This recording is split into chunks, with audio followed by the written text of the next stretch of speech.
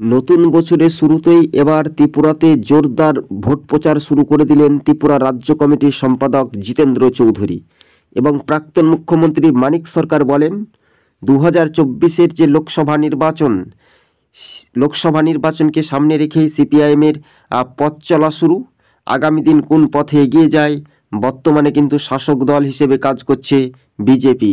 এবার রাজ্য রাজনীতির মধ্য দিয়ে কতটা উজ্জীবিত হবে বামপন্থীরা, আগরতলা রাজপথে দাঁড়িয়ে এবং সাংবাদিক সম্মেলনে ত্রিপুরা রাজ্য কমিটির সম্পাদক জিতেন্দ্র চৌধুরী। এই মুহূর্তের সবচাইতে বড় খবর, বিগ ব্রেকিং নিউজ, রাজ্য রাজনীতিতে দেখার বিষয় রয়েছে। আগামী দিন যে লোকসভা নির্বাচন, ভোট হতে মাত্র আর ৭৪ দিন সময় রয়েছে। হ্যাঁ, বাস্তবে এবার ত্রিপুরা রাজ্য কমিটির সম্পাদক জিতেন্দ্র চৌধুরী তিনি ১০,৩২৩ চাকুরি বেকার যুবদের পাশে দাঁড়িয়ে ফের শাসককে নিশানায় এবার ত্রিপুরার আইনের শাসন নিয়েও তিনি মুখ খোলেন। কেননা 2024-এর যে লোকসভা নির্বাচন, উত্তর পূর্বের রাজ্যে ত্রিপুরার 2টি আসন, সেক্ষেত্রে দেখা যেতে পারে চতুর্মুখী লড়াইয়ে কোন দল এককভাবে এগিয়ে থাকবে। বিভিন্ন জনমত সমীক্ষার ইঙ্গিতে বলছে যে মানুষ আদতে ভোট যদি শান্তি, অবাধ, সুষ্ঠু পরিবেশে দিতে পারে তাহলে উত্তর পূর্বের রাজ্যে ত্রিপুরাতে পরিবর্তন ঘটতে পারে। রাজ্য রাজনীতিতেই দেখার বিষয় রয়েছে আগামী কোন পথে এগিয়ে যাওয়ার একটা সম্ভাবনা বেশি, কিন্তু রাজ্য রাজনীতির সমহিমায় অভিনব উদ্যোগের প্রয়াসে বিশেষ করে রাজনৈতিক সমীকরণের মানচিত্র রূপরেখা কোন পথে এগিয়ে যাবে সেটার উপর কিন্তু বাস্তবে একটা নির্ভরশীল হওয়ার একটা সম্ভাবনা বেশি থাকতে পারে। ত্রিপুরাতে আইন শৃঙ্খলা পরিস্থিতি এবং 2018 সালে যে নির্বাচনের সময় থেকে 2023 সালটা চলে গেল, কিন্তু এবার যে 24-এর যে লোকসভা নির্বাচন, বিজেপি দ্বিতীয়বার ক্ষমতায় এসে মানুষের জন্য কি কাজ করেছে, ঘরে ঘরে উন্নয়নের তহবিল না কি হয়েছে, সেটা কিন্তু জনজাতি এলাকার নেতা জিতেন্দ্র চৌধুরী, তিনি সাব্রুমের বিধায়ক, তিনি বলতে পারবেন। এবার ভাগ্যের চাকা ঘুরছে, কোন রাজনৈতিক দল তাদের দিকে শক্তি বৃদ্ধি পাচ্ছে, এটাই এখন রাজনৈতিক মহলের সব জল্পনা কল্পনার অবসান ঘটিয়ে দেখার একটা বিষয় রয়েছে। এই মুহূর্তে 2024-এর যে লোকসভা নির্বাচনের বুথ ফেরত সমীক্ষার ইঙ্গিতে দেখা যেতে পারে আগামী দিন কোন রাজনৈতিক মহলের একটা জল্পনা কল্পনার অবসান ঘটিয়ে বাস্তবে সেই রূপরেখা মানচিত্রগুলো কোন পথে এগিয়ে যাবে সেটার ওপর কিন্তু নির্ভরশীল হতে পারে। আমাদের ভিডিও ফুটেজটি একটু বড় হলে ধৈর্য সহকারে দেখবেন। দর্শক বন্ধুদের কাছে আমরা করজোড়ে আবেদন করছি,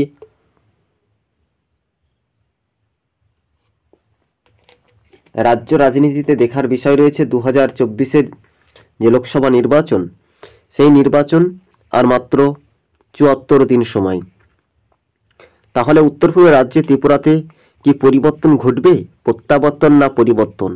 বিভিন্ন সমীক্ষক মহল একটা আলোচনা করছে যে শাসক দলই এগিয়ে থাকবে, কেননা শাসক দল ক্ষমতাশালী দল। কিন্তু এর পরেও মানুষের উজ্জীবিত গণদেবতাদের রায় একেবারে স্পষ্ট হয়ে যেতে পারে উত্তর পূর্বের রাজ্যের ত্রিপুরাতে। 2024-এই নতুন বছরের শুরুতেই প্রথম দিনেই সবুজবঙ্গ নিউজ আপনাদের সঙ্গে যে ভাগ্য নির্ধারণ করছে আগামী দিন বামেদের ভবিষ্যৎ কি হতে পারে সেটাই এখন দেখার বিষয় রয়েছে। তাছাড়া মোথা দল, BJP, Congress, CPIM, CPI, forward block, এসব বাম যুব সংগঠন বা অন্যান্য দলের এটা নিয়ে একটা প্রতিক্রিয়া আসতে শুরু করেছে সোশ্যাল মিডিয়ায়।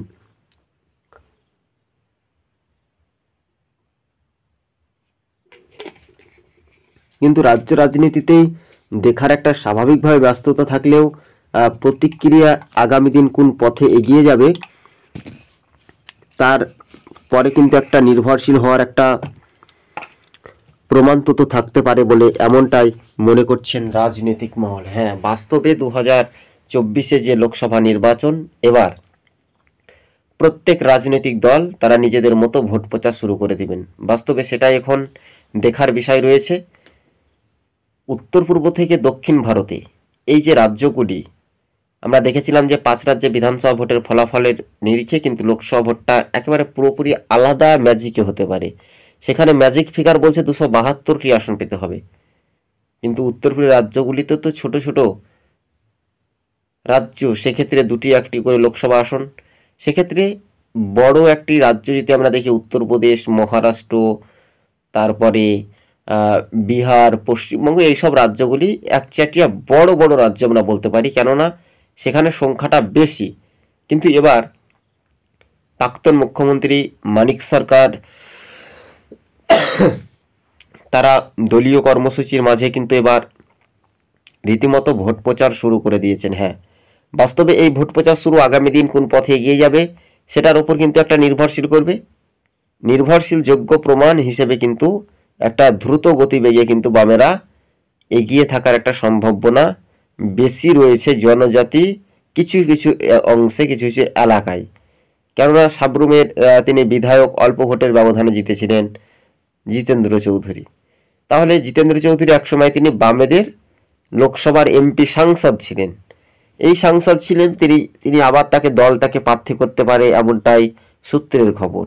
কিন্তু রাজ্য রাজনীতির মধ্য দিয়ে আগামী দিন কোন পথে এগিয়ে যাওয়ার একটা বিশেষ সম্ভাবনা থাকার একটা রণকৌশল, এবং সেক্ষেত্রে দেখা যেতে পারে কোন দল এককভাবে এগিয়ে থাকবে বা কারা পিছিয়ে থাকবে, সেটা কিন্তু একটা বাস্তবে দেখার একটা বিষয় রয়েছে। আপনি যদি আমাদের ইউটিউব চ্যানেলের সঙ্গে নতুন দর্শক হয়ে থাকলে চ্যানেলটিকে অবশ্যই সাবস্ক্রাইব করে সঙ্গে থাকবেন। হ্যাঁ, বাস্তবে এই রূপরেখা মানচিত্রগুলো আগামী দিন কোন পথে এগিয়ে যাবে সেটার ওপর কিন্তু নির্ভরশীল হওয়ার কিন্তু একটা যোগ্য প্রমাণ থাকতে পারে উত্তর পূর্বের রাজ্য থেকে একেবারে দক্ষিণ ভারতগুলো। একই সঙ্গে ত্রিপুরার পরিস্থিতি সামাল এবং একই সঙ্গে ত্রিপুরার গণতন্ত্র, ত্রিপুরার কৃষক আন্দোলন থেকে বিভিন্ন ইস্যু প্রোগ্রাম তুলে ধরার একটা রণকৌশল সাংবাদিক বৈঠকের মাঝে ত্রিপুরা রাজ্য কমিটির সম্পাদক জিতেন্দ্র চৌধুরী। হ্যাঁ, বাস্তবে সেই রূপরেখাগুলো আগামী দিন দেখা যেতে পারে। আপনারা যদি আমাদের চ্যানেলের সঙ্গে নতুন দর্শক হয়ে থাকলে চ্যানেলটিকে অবশ্যই সাবস্ক্রাইব করে সঙ্গে থাকবেন। 2024 যে লোকসভা নির্বাচন, সেই নির্বাচনটা খুবই গুরুত্বপূর্ণ নির্বাচন। অর্থাৎ একটি রাজ্যে শুধু ভোট নয়, সারা দেশের সঙ্গে তুলনামূলকভাবে ভারতবর্ষে একেবারে ভোট। 74 দিন হাতে সময়।